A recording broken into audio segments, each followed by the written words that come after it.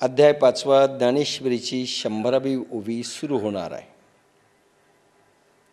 हे असो पवनाचे निमेळे, जैसे जळीची जळ लोळे, ते आणिके म्हणती वेगळे कल्लोळ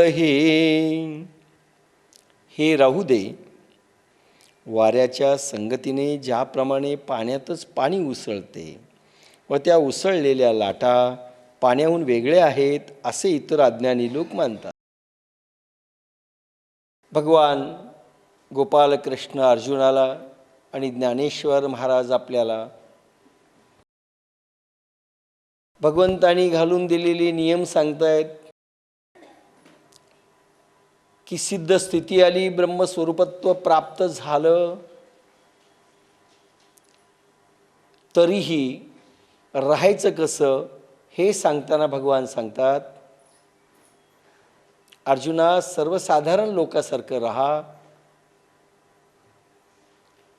याचा अर्थ संन्याशाच्या ड्रेसपासून ते वेगवेगळे जे काही ड्रेस महाराज लोक घालतात किंवा भक्तजन घालतात तसं घालू नका. सर्वसाधारण माणसं व्यवहार करतात तसं करा. सर्वसाधारण माणसासारखं राहा. सर्वसाधारण माणसासारखा व्यवहार करा आणि सर्वसाधारण माणसासारखं वागा. ही भगवंतांची शिकवण आताच्या काळाला भगवान देत आहेत. आणि पण फक्त सांगितलं, अज्ञान जे लोकांमध्ये असतं तसं अज्ञानी मात्र राहू नकोस.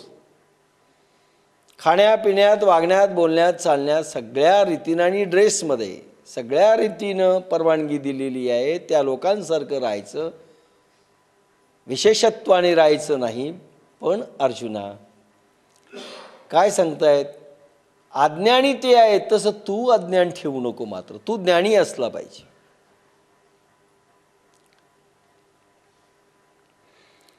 ज्ञानी, अज्ञानी आणि ज्ञानी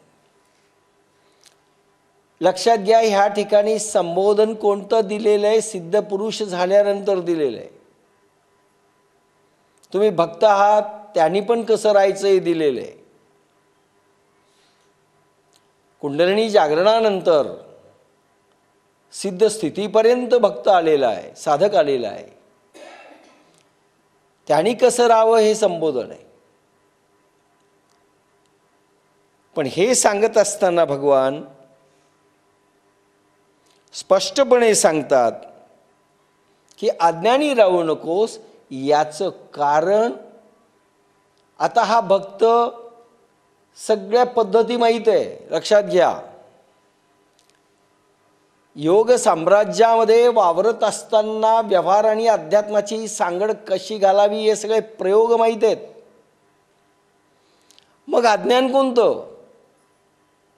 लक्षात घ्या, ते अज्ञान, ह्या ठिकाणचं अज्ञान एक वेगळ्या तऱ्हेचं आहे. ते तुम्हाला सांगून जातो. अनेक सिद्ध पुरुष झाले,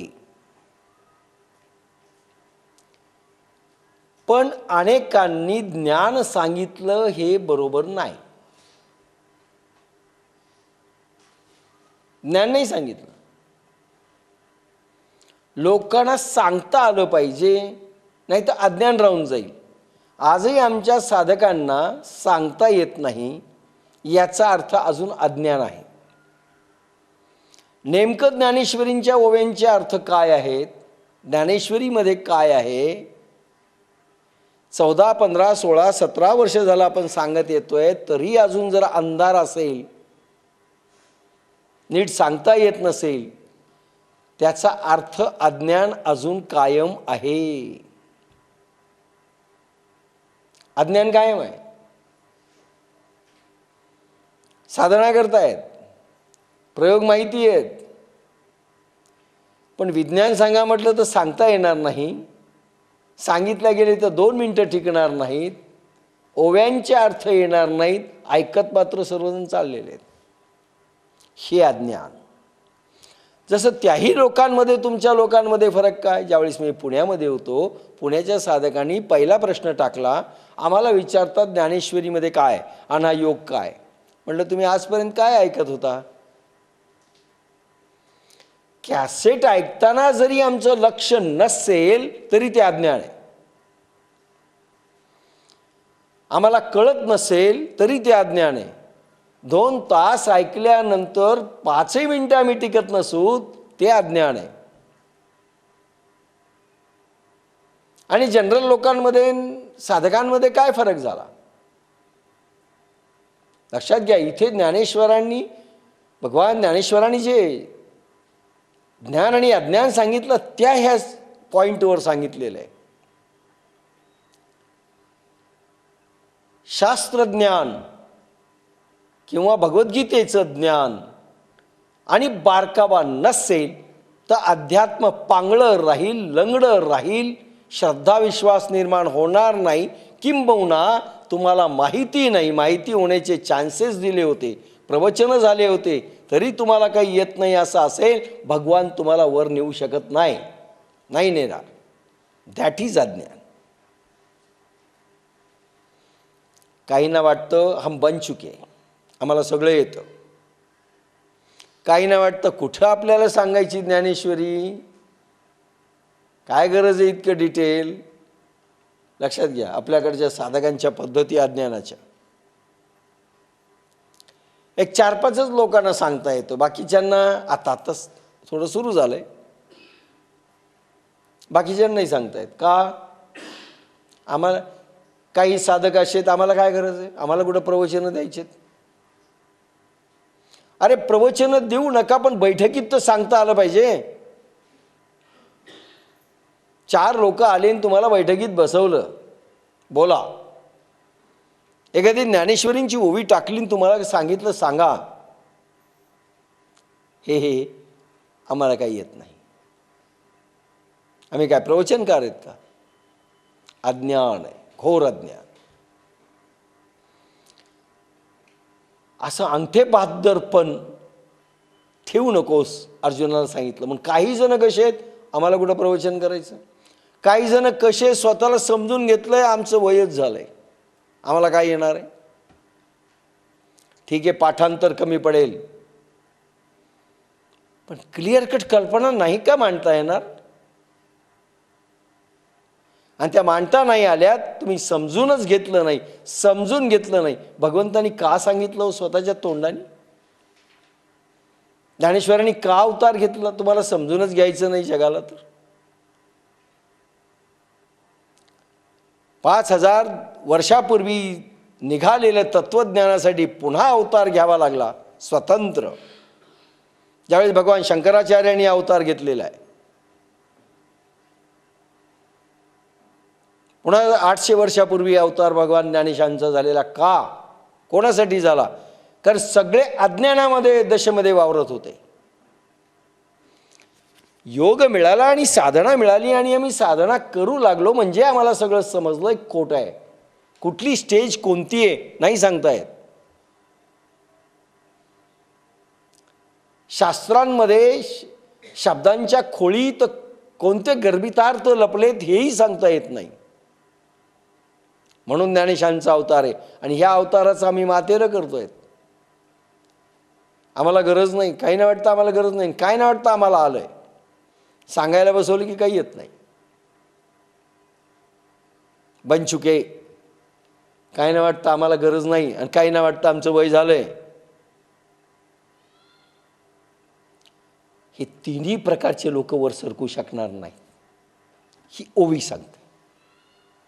कारण अज्ञानी राहिले आणि तुम्हाला सिद्धत्व जरी आलं तरी ज्ञानेश्वरांना अपेक्षित प्रचार करणारी माणसं हवीत. अरे कशाकरता 21व्या वर्षी निघून गेले. प्रचार करायचा आहे, प्रसार करायचा आहे. आणि सांगणाऱ्यांची फळी जर नाही निर्माण झाली, होते ना अगोदर, तुमची वरती कशाला. आम्हाला येत नाही, आम्हाला जमत नाही, आम्हाला जमणार नाही, आमचं वय झालेलं आहे, आम्ही बन चुके, ह्या सगळे याच्यामधला एकही तरणार नाही. लिहून घ्या, घसरू शकतात. अर्जुना तसं राहू नकोस, तुला आलं पाहिजे. म्हणून अनेक सिद्ध संत होऊन गेले या भूमीमध्ये, सांगता आलेलं नाही आहे, नाही सांगता आलं. स्वतःला मिळालं, काय मिळालं माहिती नाही, किती गेले माहिती नाही, म्हणून त्यांचं लिखाणही नाही आहे,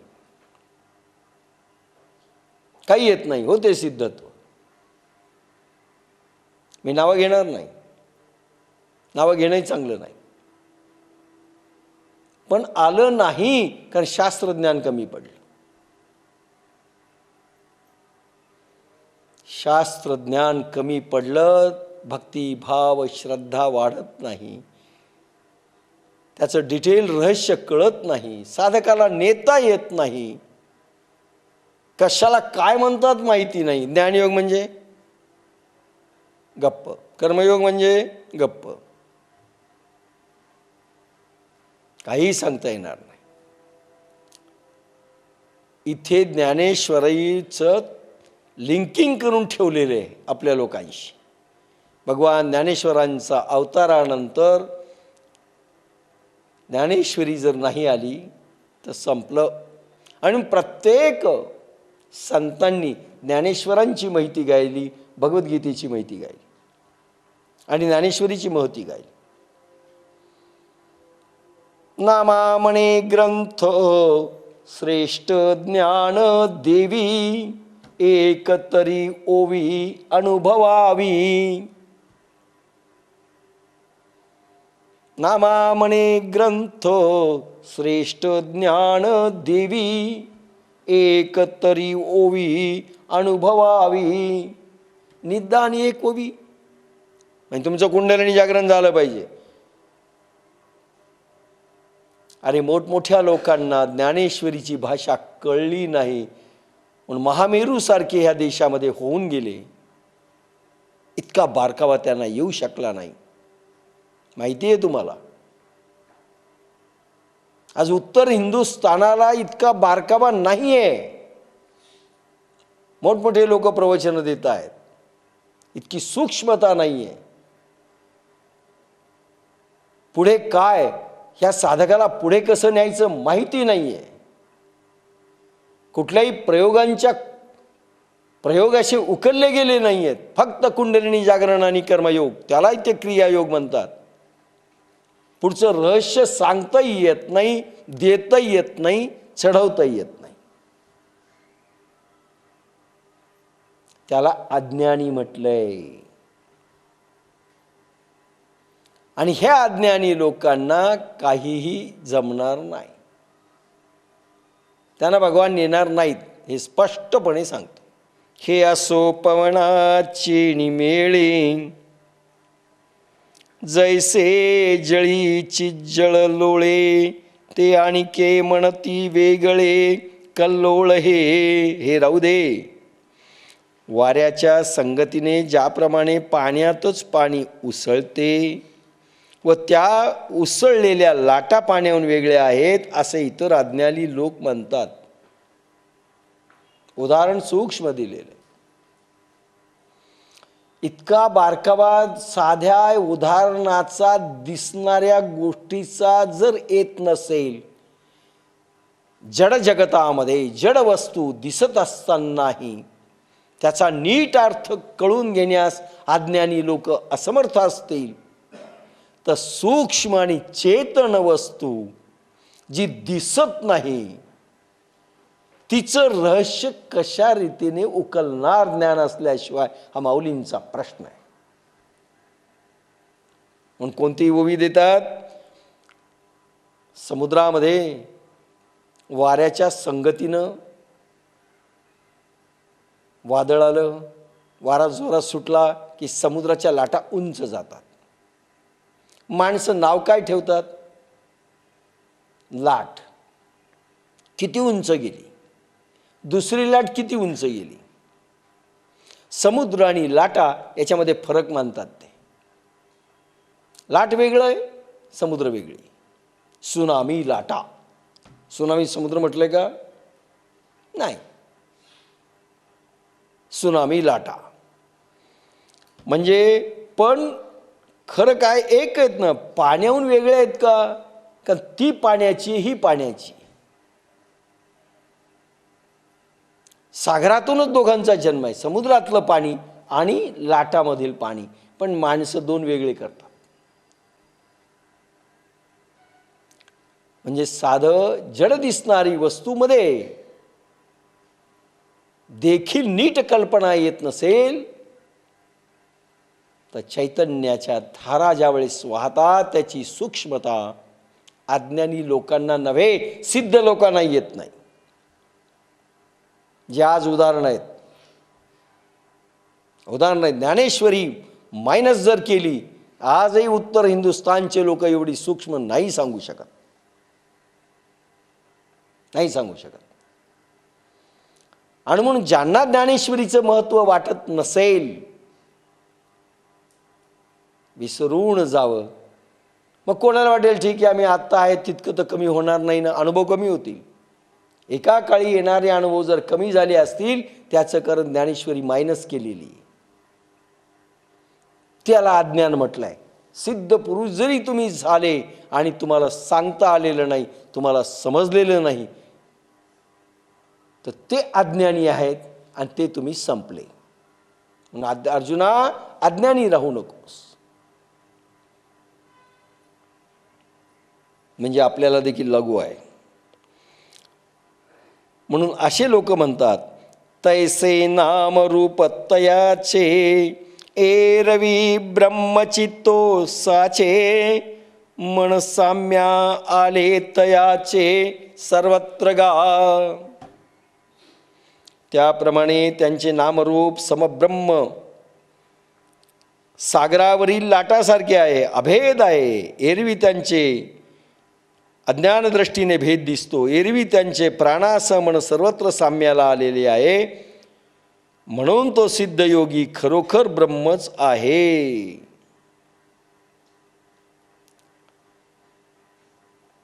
म्हणजे अज्ञानी कशा कशाला म्हणतात हे सांगत चाललेत. ज्याप्रमाणे ज्ञानेश्वरी ऐकणाऱ्या साधकांच्या 3 प्रकारच्या मनस्थिती होऊ शकतात ऐकून 17-17 वर्ष. काही ना वाटतं आम्हाला सांगता येणार नाही, काही ना वाटतं आम्हाला जमणार नाही, काही ना वाटतं आमची बुद्धी चालत नाही, काही ना वाटतं आम्हाला गरज नाही, साधनेत आलं पुरे झालं. काही ना वाटतं आम्हाला बोलता येणार नाही, आणि काही ना वाटतं आम्हाला सगळंच माहीत आहे. इतक्या प्रकारच्या साधकांना आणि ज्यांना ज्यांना असं वाटतं ते चढू शकत नाहीत, चढू शकलेले नाहीत. चढण्याची आशा संपवावी, किंवा आहे ते देखील टिकणार नाही. लक्षात घ्या काय काय म्हटलंय.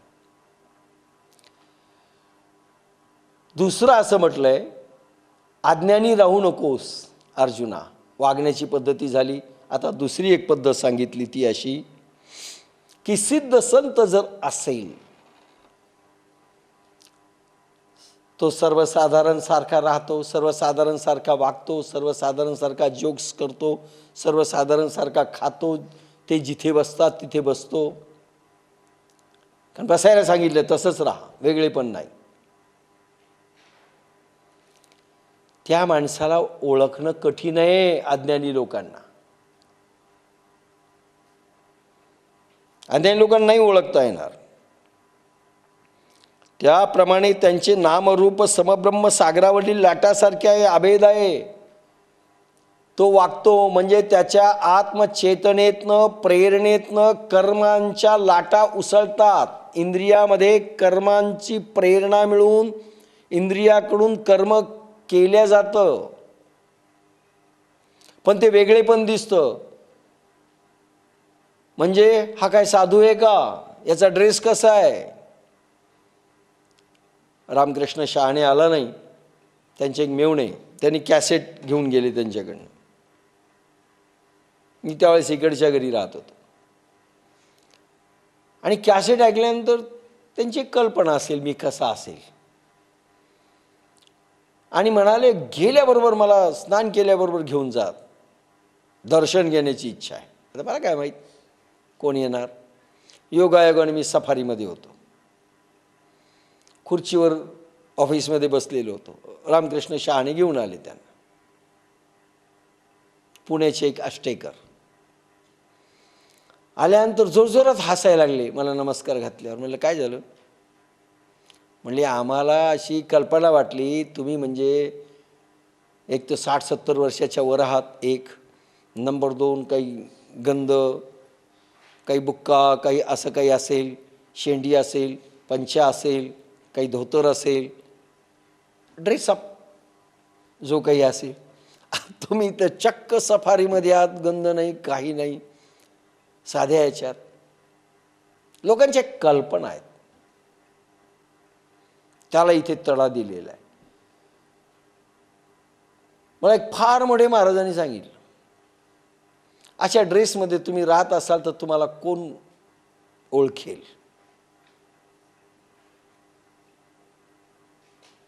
आता हे नाव सांगायला हरकत नाही, किशोरजी व्यासांनीच सांगितलं. अशा ड्रेसमध्ये तुमचं कोण ऐकेल? म्हणलं हा ड्रेस नाही झुकणार, कारण आमचा येणारा अवतार माझ्यापेक्षा मॉडर्न स्टाईलमध्ये असणार आहे. हसायला लागला. आता काय मोरपीस आणि पंखन पितांबर घालून येणार आहेत का कृष्ण अवतार घ्यायला? एखाद्या वेळेस बरनोडा घालून येतील, त्यावेळेसची काय फॅशन असेल माहिती नाही. सफारीचे मॉडर्न ड्रेस काय येईल ते घालून येतील, काय सांगता. मग त्यावेळेसचे भक्त त्यांना कोणीच आवडणार नाहीत, कारण भगवान मॉडर्न आणि भक्त सडर्न. कसं ॲक्सेप्टेबल होईल? नाही चालणार म्हणलं. म्हणलं नाही येतील, माझा कुठे आग्रह आहे लोकांनी माझं ऐकावं.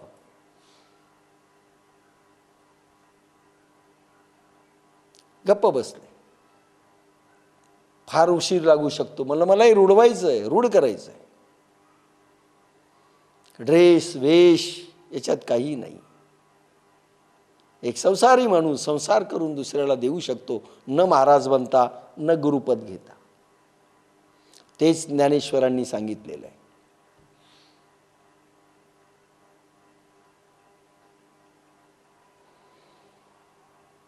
काय सांगितलं? तैसे नाम रूप तयाचे, एरवी ब्रह्मचितोसाचे.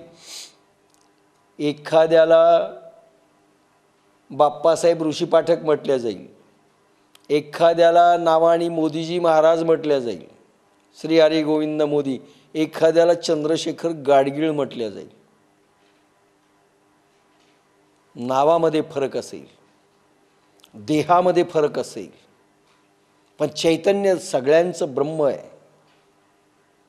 प्रत्येकामध्ये ब्रह्म वास करतंय. नाम रूप वेगळे असतील आणि मग लोक ज्यावेळेस नाव वेगळे म्हणतील, त्यामुळे हे सगळे वेगळे आहेत असं मानू नका, हे दुसरं सांगितलंय.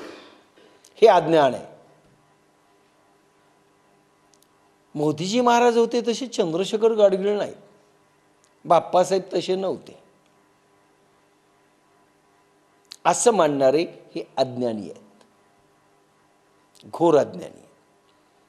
रामकृष्णांनी असा ड्रेस घातला आणि बाप्पासाहेब तर अशा ड्रेसमध्ये आहेत. मग रामकृष्णांपेक्षा पॉवर कमी दिसते, कारण आमचे काही पिक्चर सेट झालेले आहेत. साधू कसा असतो, हॉटेलमध्ये खाल्लं, अरे बापरे. एकदा मी किशोर रिजवानी वारले, त्या घरी राहत होतो 3 खोल्यामध्ये. दुपारची 4 वाजल्याची वेळ होती. त्यांनी बोलवलं, आओ वकील साहब चाय लेंगे. आता योगायोगानं त्या राजधानी हॉटेलमध्ये घुसलो. ते तिथं बसला होता काउंटरवर. एक PSI आला, नमस्कार घातला. मला म्हणले, वकील साहेब तुम्ही इथं? कारण म्हणले वेळ त्यांची 6 नंतर येण्याची आहे, मी 4 वाजता. तो त्यानं बोलावलं म्हणून आपण चहा घेऊ. त्याला वाटलं प्यायलाच आली. तुम्ही इथं? अरे अरे सुरुवातच ज्ञानेश्वरीची दारूच्या दुकानात झाली आपल्या. लोक म्हणाले दुसरी जागा नाही भेटत का? म्हणलं नाहीच आहे जागा. दारूचं दुकान हीच ज्ञानेश्वरीची जागा. एक उदबत्ती लावायची, दौलतराम सिंधी, मी, कधी कधी मनोहरराव शहाणे यायचे, बुद्रुककर वकील, कळंबरकर, पवार, दरक, संपलं आमचं. एक उदबत्ती लावली की सुरू ज्ञानेश्वरी. कोणी बाटल्या मागायला यायचे, ते बाटल्या विकत होते. खुर्च्यावर 4 खुर्च्या, ज्ञानेश्वरी, आजूबाजूला सगळ्या दारूच्या बाटल्या. सुरुवात ज्ञानेश्वरीची झाली. मग हे सगळे दारुडे असं जर कोणी उद्या म्हटलं अज्ञानेने, म्हणून नामरूप वेगळे असतील, राहत वेगळे असतील, वागत वेगळ्या ढंगाने असतील, बोलत असतील, खात असतील, सारखे पीत असतील, गंमत करत असतील, जोक्स करत असतील, राग लोभ सर्वसाधारण माणसासारखा दिसत असेल, तरी ते ब्रह्मचैतन्याच्या मुशीतून आलेले समजा नामरूप वेगळे असतील, त्यांचे सगळं तुम्हाला सर्वसाधारण लोकांसारखं दिसलं आणि असं जर तुम्ही मांडलं ते तसे पाहिजेत, साधू असा असायला पाहिजे, तर अज्ञानी आहात. आणि असा अज्ञानी राहू नको. महाराजाला पैसा काय करायचा? एकदा भगवान येशू ख्रिस्त आणि त्यांचे काही शिष्य एका शहरात आले. ते आले माहीत पडल्यानंतर एक भक्त इच्छुक होणारा माणूस लगेचच आला आणि चरणावर लोटांगण घातलं. महाराज महाराज महाराज, बस माझा उद्धार झाला पाहिजे, एक मला परमेश्वर दिसला पाहिजे. सांगा कोणता मार्ग आहे परमेश्वराकडे जाण्याचा? मार्ग कोणता? ते म्हणे तू काय आहेस? म्हणे मी खूप मोठा श्रीमंत आहे. येशू ख्रिस्त थांबून म्हणाले, बघ तुझी मिळवलेली सर्व संपत्ती तू गोरगरिबांना वाटून टाक, तुला परमेश्वर दिसेल. पळूनच गेला तू, पुन्हा आलाच नाही सांगायला. भगवान येशू ख्रिस्त हसून म्हणाले, सर्वस्व दान करता येत असेल त्यांनी आशा करावी, इच्छा करावी. ज्याला घेता येतं पण देता येत नाही तो आऊट आहे. ते कुठून समजणार हो आपल्याला सांगा? साध्या साध्या गोष्टी आहेत. हे शास्त्रज्ञानातून, ज्ञानेश्वरीतून हे सगळं लक्षात येणार. म्हणून अज्ञानी राहू नकोस. कुठून आलं? नाही तर महाराजाला काय करायचं, देवाला काय करायचं? हां, आम्हाला करायचं, तू दे. हेच तुकारामाने सांगितलं, घेसी तेव्हा देसी ऐसा अससी उदार. घेतल्यानंतर तू देतोस, तू खरा उदार आहेस का? गुरु काय असे असतात का? त्याने काही इतकं मागायचं असतं का? अच्छा. ते म्हणले याच्यापेक्षा कमी सौदा होऊ शकत नाही. येशू ख्रिस्तांनी सांगितलं, घ्यावं वाटतं या लोकांना, देऊ वाटत नाही. आणि ज्यांना देऊ वाटत नाही त्यांच्या बापाला जन्मातही ईश्वर नाही. ह्या सगळ्या भूमिका कोण शिकवणार? शास्त्र शिकवणार, ज्ञान शिकवणार. म्हणून हे आवश्यक आहे. नाही तर चुकांची लिस्ट वाढत जाणार, काही होणार. आम्हाला सगळ्यांना घ्यावंसं वाटतं, द्यावंसं काहीच वाटत नाही. बरं घ्यावंसंही वाटत नाही हो. आपल्याकडे आलेल्यांना घ्यावंसंही वाटत नाही. बस बस बस, पुरे पुरे पुरे, आमचं पोट भरलं, आम्ही जेवढं करतो तेवढं करू द्या, बाकी तुम्ही तुमचं करा. घ्यावंसंही वाटत नाही. तिसऱ्या चौथ्या नंबरमध्ये येत आपण, घ्यावंसंच वाटत नाही, द्यावंसं केव्हा वाटणार. म्हणून वाऱ्याच्या संगतीनं जसा नामरूप जरी वेगळं दिसत असेल, वागण्याच्या पद्धती वेगळ्या दिसत असतील, सांगण्याची स्टाईल वेगळी दिसत असेल, व्यवहार वेगळा दिसत असेल, तरी ते ब्रह्मरूप आहेत. अज्ञानी लोकांना कळणार नाही, ते वेगळे नावं ठेवतील, पण तू अज्ञानी राहू नकोस, तुला कळले पाहिजेत ते. कारण सिद्ध संतांच्या जिवंतपणी कोणी ओळखलं नाही, म्हणून ह्या देशाने त्या लोकांची माती केली. म्हणून भगवान सांगतायत तिथे स्पष्टपणे, ह्या लोकांना छळलं, ह्या लोकांचा आणि जिवंत माणसाशिवाय मिळत नाही. मंदिरं देऊ शकणार नाहीत, मस्जिद देऊ शकणार नाही, गुरुद्वारा देऊ शकणार नाहीत, आणि समाधी स्थानं देऊ शकणार नाहीत, तीर्थक्षेत्र देऊ शकणार नाहीत, तीर्थक्षेत्राचे मंदिरं देऊ शकणार नाहीत. स्पष्टपणे लिहून घ्या. गेलेला सिद्ध पुरुष आणि त्याची समाधी देऊ शकणार नाही,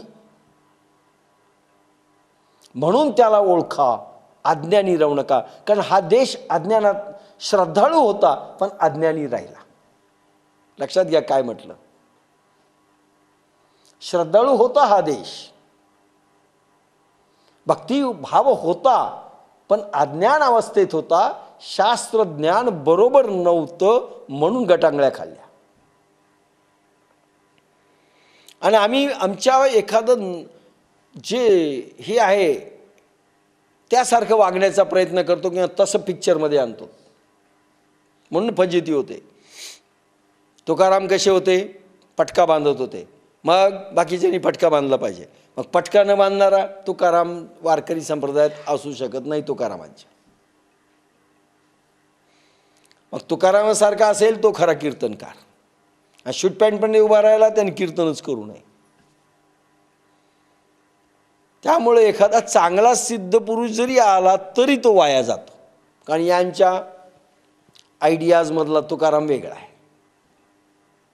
भालजी पेंढारकर सारखाच असला पाहिजे तुकाराम पिक्चरमधला, आणि तसा नसेल आम्ही मान्य करणार नाही.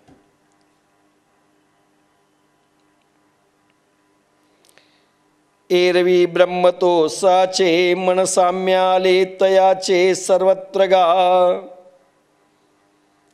तो जरी वेगळा भासत असेल, वेगळा दिसत असेल, वेगळा वागत असेल, तरी तो परब्रह्म स्वरूप आहे आणि सर्वत्र दृष्टी त्याची समज आलेली आहे. अर्जुना, हे ओळख, हे ओळखता आलं, देशात देवयुग येणार. लक्षात घ्या.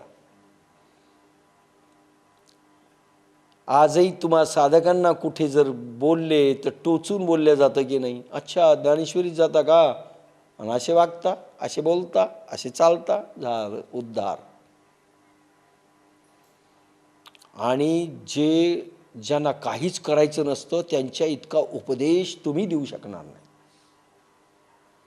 तुम्ही म्हणाले ज्ञानेश्वरीला चला, अच्छा तुमच्यात काय फरक पडला, आम्ही बरे. जसं पूर्ण ज्ञानेश्वरी त्यांनी घोळून पिली. काय सांगितलं ज्ञानेश्वरांनी, चांगलं वागायचं, आम्ही वागतो. दुसरं काय सांगितलं, सत्य बोलायचं, आम्ही खोटं कधी बोलत नाही तुमच्यासारखं. तिसरं काय सांगितलं, असं का ज्ञानेश्वरींच्या कुठलीच ओवी नसू द्या. जसं दादा कोंडकेने एका पिक्चरमध्ये सांगितलं, सांगून गेली ज्ञानेश्वरी माणसा परीस मेंढरबरी, मी सगळ्या ओव्या चाळल्या. म्हणजे एखादी ओवी सापडल, सांगून गेली ज्ञानेश्वरी माणसा परीस मेंढरबरी, एकही ओवी नाही. ज्ञानेश्वरांच्या स्वप्नात नसेल असं सगळं ते सांगून मोकळे होतात. काय सांगितलं ज्ञानेश्वरांनी, भक्ती भजन केलं पाहिजे, आम्ही रोज करतो. असं तुमच्यासारखं दिखावा नाही, घरी करतो एकांतात. म्हणजे अशी सगळी ज्ञानेश्वरीची सुरुवात होईल, ज्यांना काहीच करायचं नसतं.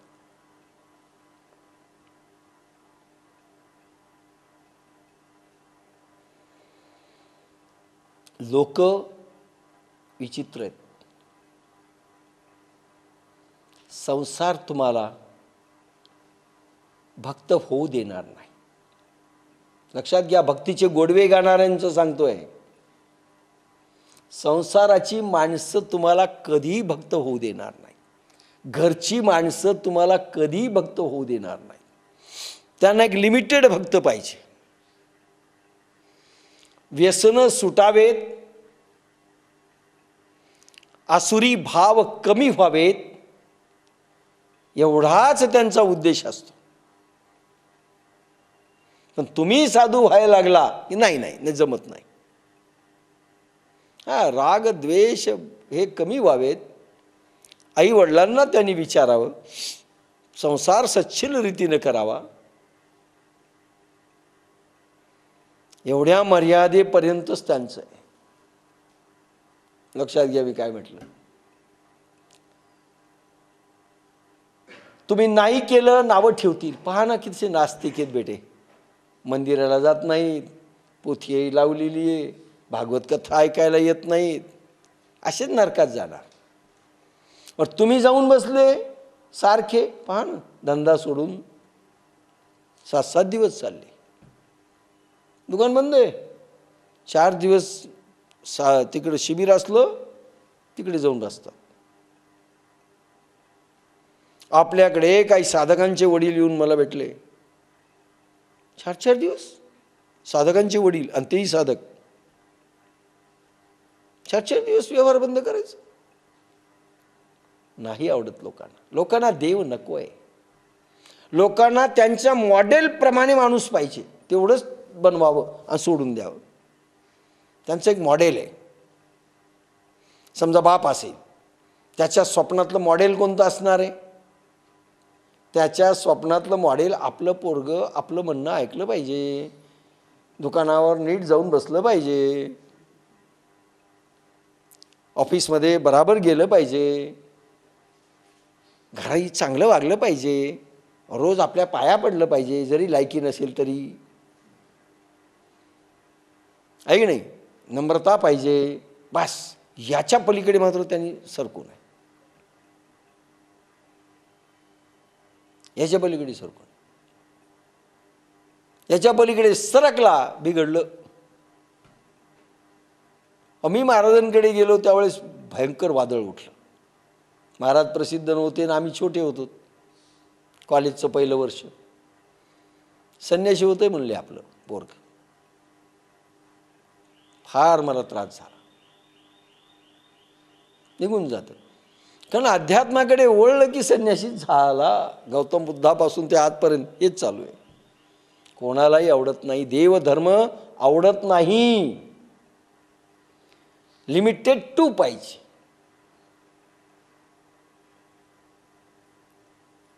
तेवढंच पाहिजे. मागणी करणारा भिकाऱ्यासारखा देवापुढे उभा आहे, आपल्यासारखाच तो मागतोय, तितकं पुरे. पण देवा मला काही नको रे असं म्हणलं की त्यांचं वाटतं डोकं बिघडलं याचं. आणि रात्रंदिवस देव आराधनेमध्ये राहिला तर डोकं बिघडलं समजायचं. जगाला हे मान्य नाही, संसाराला हे मान्य नाही, आणि जग तुम्हाला करू देणार नाही. ही विरोधी बाजू आहे. लोकही नावं ठेवतील, लोकही नावं ठेवतील. विरुद्ध प्रवाहामध्ये राहायचंय. मग लोक तुम्हाला म्हणतील अहो संसार करून प्रपंच करावा. मिळाला वेळ आम्ही असंच केलं. कारण त्यांच्या मॉडेलप्रमाणे तुम्ही पाहिजेत, तुमच्या धारणेप्रमाणे ते नको आहेत. म्हणून संसार कधी करू देणार नाही. विरुद्ध बाजू आहे, विरुद्ध पोहावं लागेल.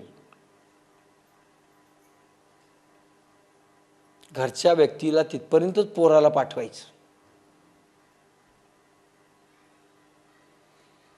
चला सध्या अभ्यास नाही ना, चल ज्ञानेश्वरी 3-4दा ऐक.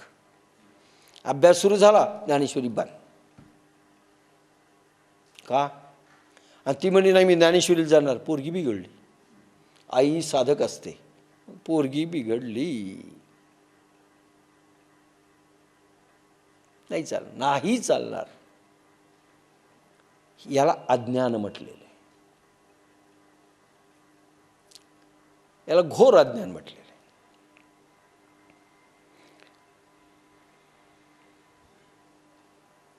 पण असं लक्षण जिवंत साधूंचं, जिवंत सत्पुरुषांचं, जिवंत साधकांचं न दिसल्यामुळे समाज अज्ञानी दशेमध्ये नावं ठेवत असल्यामुळे प्रत्येक कृतीला आम्ही नावं ठेवले, प्रत्येक संतांच्या त्या त्या काळामध्ये असणाऱ्यांना आम्ही नावं ठेवले, आम्ही सर्वांना नावं ठेवले. म्हणून आज समाज अज्ञानी राहिला. भक्तिभाव पूर्ण होता पण अज्ञानी राहिला. आणि ह्या अज्ञानावस्थेमुळे आम्ही घेऊ शकलो नाही. आम्ही अध्यात्माचे वाटोळं केलं. अर्जुना, हे असं करू नकोस, तू त्यांना ओळख असं म्हटलंय भगवंताने. ऐसेणी समदृष्टी जो होये तया पुरुषा लक्षणही आहे. अर्जुना संक्षेपे सांगेन पाहे अच्युत म्हणे. ऐसेणी समदृष्टी जो होये, असा सत्पुरुष वर सांगितलेल्या लक्षणांनी युक्त कसा असतो हे तू ओळख. पण अर्जुना, अजून काही लक्षण मी सांगतो, संक्षेप, अगदी शॉर्टमध्ये. पुन्हा अशा रीतीने जो समदृष्टी होतो त्या पुरुषाला ओळखण्याचे लक्षण देखील आहे. अच्युत भगवान म्हणाले, अर्जुना, मी तुला ते थोडक्यात सांगेन. अशा पुरुषांचे निरीक्षण करून पहा. भगवान आता 20व्या श्लोकात 5वा अध्याय लक्षण सांगतात. न प्रहर्षेत प्रियं प्राप्य नोद्विजेत प्राप्य च प्रियं स्थिर बुद्धीर सम्मूढो ब्रह्मविद ब्रह्मणी स्थिता. प्रिय वस्तूला प्राप्त होऊन अतिहर्ष होऊ नये व अनिष्ट प्राप्त होऊन उद्विग्न होऊ नये. ज्याची बुद्धी स्थिर आहे त्यामुळे संमोह नाही, ब्रह्मानुभवी ब्रह्मासारखे स्थिर आहे. भगवान कसं वागावं, कसं राहावं, त्याला कसं ओळखावं, काही लक्षणं सांगताना एक स्पेशल लक्षण आता ते सांगत चाललेत ह्या श्लोकामध्ये. प्रिय लाभे हर्ष नाही, अप्रिये उद्वेग नाही. समदृष्टी कशाला म्हणता येईल, समता कशाला म्हणता येईल. 2च ओव्या आहेत. माऊलींनी पण जास्त नाही, फक्त 2 ओव्या टाकल्यात. मृग बुद्धी निर्मोह निश्चळ ब्रह्मज्ञानी हा आढळ. बाप्पासाहेबांचा समगीत बाप्पासाहेबांचा या श्लोकावर. प्रिय लाभे हर्ष नाही, अप्रिये उद्वेग नाही, बुद्धी निर्मोह निश्चळ ब्रह्मज्ञानी हा आढळ. माऊलींनी फक्त 2 ओव्या टाकल्यात. तरी मृगजळाचे निपुरे जैसे न लोटी जे का गिरीवरे, तैसा शुभाशुभीन विकरे पातलिया जो. मृगजळाच्या पुराणे ज्याप्रमाणे मोठे पर्वत वाहून जात नाही, त्याप्रमाणे चांगली किंवा वाईट गोष्ट प्राप्त झाली असता त्यांच्यामध्ये विकार उत्पन्न होत नाहीत. एका ओवीत उभा केलाय. हा साधारण दिसणारा माणूस सत्पुरुष कसा आहे, एका याच्यावर. सुख आणि दुःख जरी जीवनात निर्माण झाले, इथे कुठेही लिहिलेलं नाही की दुःख निर्माण होणार नाही आणि सुख निर्माण होणार नाही. सर्वसाधारण माणसं अज्ञानी दशेमध्ये कसे पाहतात माहिती आहे. तुकारामांनाही असंच पाहिलं असेल. मुलं भुकेली झाली, काही मेली, संसार जमला नाही, आलेलं वैभव देखील ठोकरलं. शिवाजीकडून आलेलं धनधान्य संपदा, जड जवाही दागिने सगळे परत केले. त्यांना काय झालं, तरी तुकारामांच्या जीवनामध्ये तुकाराम शांत होते. सुखदुःखांच्या आपल्या कल्पनेत कसा असतो साधू, त्याला दुःख झालं न पाहिजे. नंबर 2, आम्ही शिष्य त्यांचे होत की जो आम्हाला दुःख देखील आमचं दुःख निवारण करील. लक्षात घ्या. आम्हाला साधू कसा पाहिजे, भोंदू असलं चालेल, मग पण आम्हाला आमचं दुःख निवारण करायला, संकट निवारण करायला मदत केली पाहिजे. आणि त्याच लोकांकडे रांग आहे पा सध्या. ताईत देणारे, दोरी गंडे देणारे, लाल धागा देणारे, लाल धागे वाले. हम तुमको गुरु मान लिया, तुम हमको एक लाल धागा भेजो.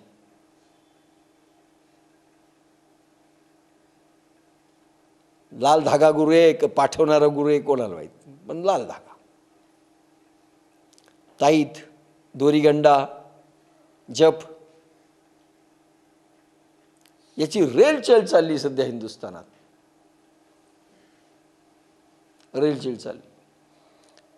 दुःख निवारण करणाऱ्यांच्या मागे आम्ही आहेत. आणि ज्या साधूला दुःख झालं त्या साधूंच्या कडे डोंकून पाहायला आम्ही तयार नाही. ज्याचा व्यवहार बरोबर नसेल, जमला नसेल, तो साधू आमच्या दृष्टीने असू शकत नाही. आमच्या कल्पना आहेत, त्याला अज्ञान म्हटलंय. माऊलींनी एकच उभी टाकली, सुख दुःख निर्माण होणार नाहीत कधी म्हटलेलं नाहीये त्यांनी. कारण कालच मी सांगितलं, प्रारब्ध जर जर्मिनेट झालं असेल तर भगवान कृष्णही माफ करत नाही. पहिल्या जन्मातली कुठल्या तरी जन्माची कॅसेट नेमकी सुरू झाली तुमची,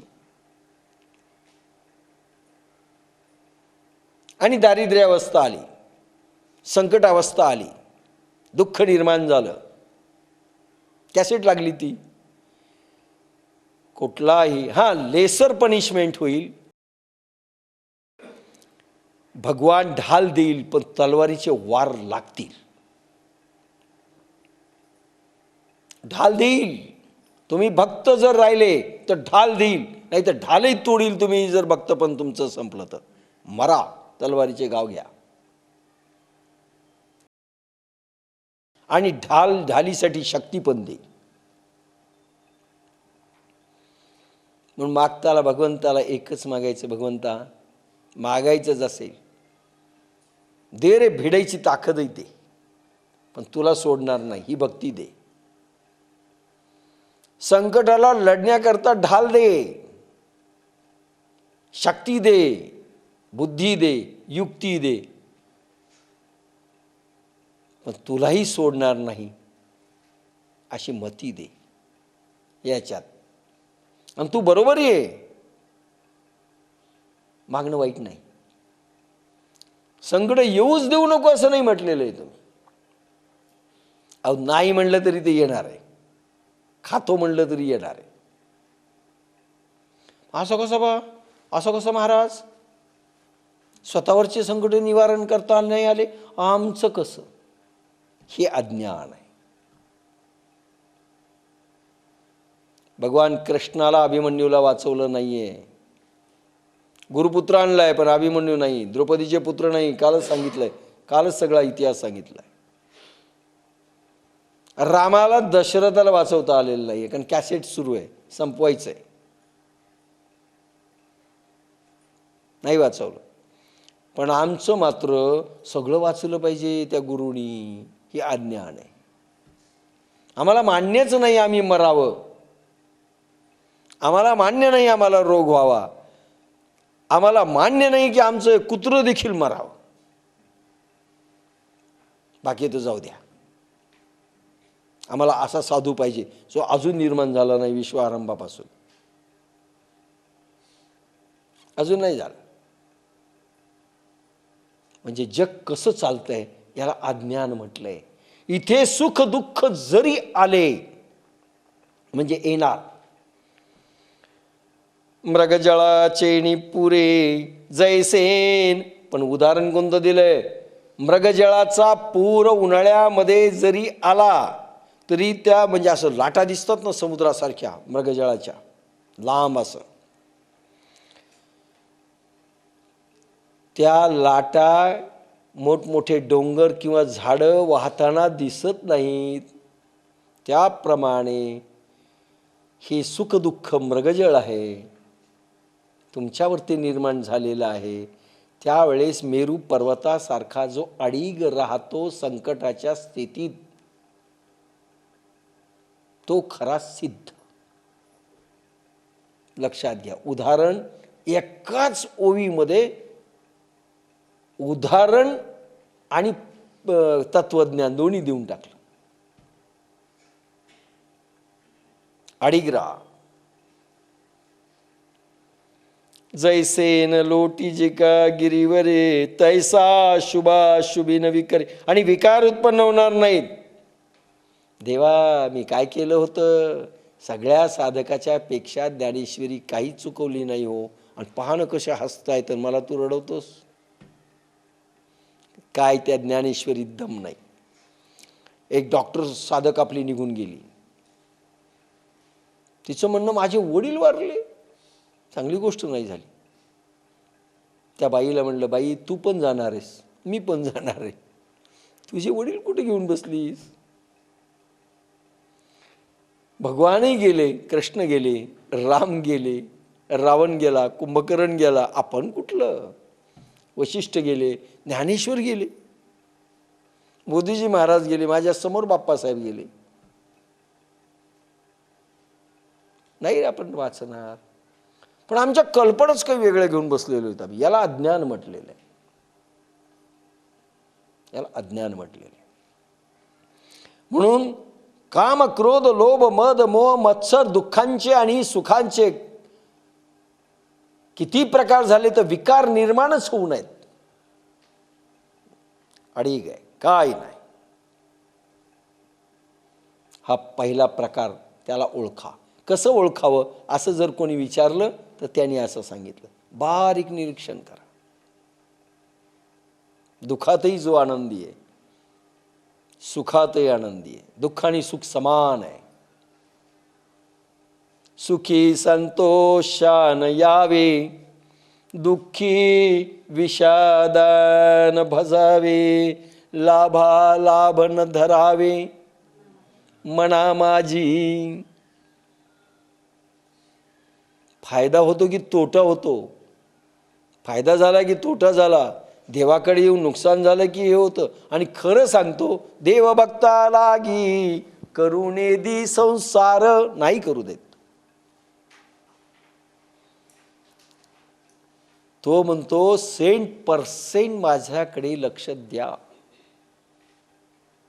संसाराकडे नाही. 100%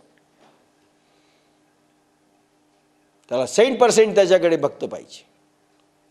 आपला जन्म फक्त 100% भगवंताकडे लक्ष देण्याकरिता झाला आहे. थोड्याही संसाराकडे तुम्ही गेले की गेलं कामातून.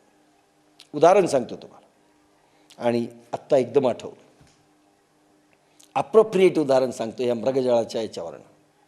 तुम्ही ऐकलेलंही नाही, अचानक स्फुरलं, आठवलं. संत रबिया,